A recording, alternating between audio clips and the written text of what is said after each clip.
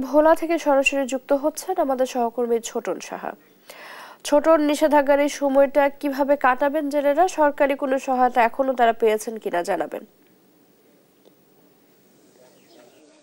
চৈতি, যেহেতু জেলেরা মাছ ধরার উপরে নির্ভরশীল এবং এটার উপরই তাদের জীবন জীবিকা, তো সেই হিসাবে ইলিশের অভয়াশ্রমে এই যে মাছ ধরা বন্ধ করা হয়েছে গতকালকে 12টা 1 মিনিট থেকে, তো এরপর থেকে জেলেরা কিন্তু মাছ না ধরে কিন্তু তারা তীরে ভিড়েছেন এবং তাদের কেউ কেউ জাল বুনে সময় কাটাচ্ছেন। এবং যেহেতু তারা কর্মজীবী, এই কর্মজীবী জেলেরা যেহেতু বেকার হয়ে গিয়েছেন, তাদের কিন্তু এখন পরিবার পরিজন নিয়ে অনেকটা অনিশ্চয়তায় পড়েছেন এবং তারা দাবি তুলেছেন যে সরকারের পক্ষ থেকে তাদেরকে যে জেলে পুনর্বাসনের চাল দেয়া হয় 40 কেজি করে 2 মাস 80 কেজি, সেই চালটি যাতে দ্রুত বিতরণ করা হয় সেই দাবি কিন্তু তারা তুলেছেন। কিন্তু আজকে প্রথম দিন, এখন পর্যন্ত কিন্তু জেলেদের সেই বরাদ্দকৃত চাল জেলেদের কাছে এখনো পৌঁছায় নেই। তবে আমরা মৎস্য বিভাগে কথা বলেছি, মৎস্য বিভাগ থেকে বলা হয়েছে যে আগামী 1 সপ্তাহের মধ্যে কিন্তু তারা জেলেদের যে পুনর্বাসনের চাল সেটি কিন্তু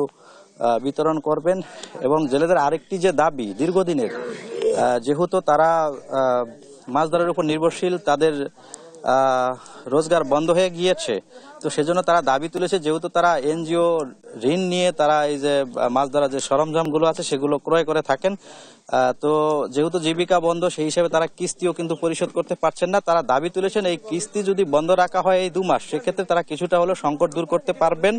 তবে এই দাবির পরিপ্রেক্ষিতে জেলা প্রশাসকের সাথেও আমরা কথা বলেছি।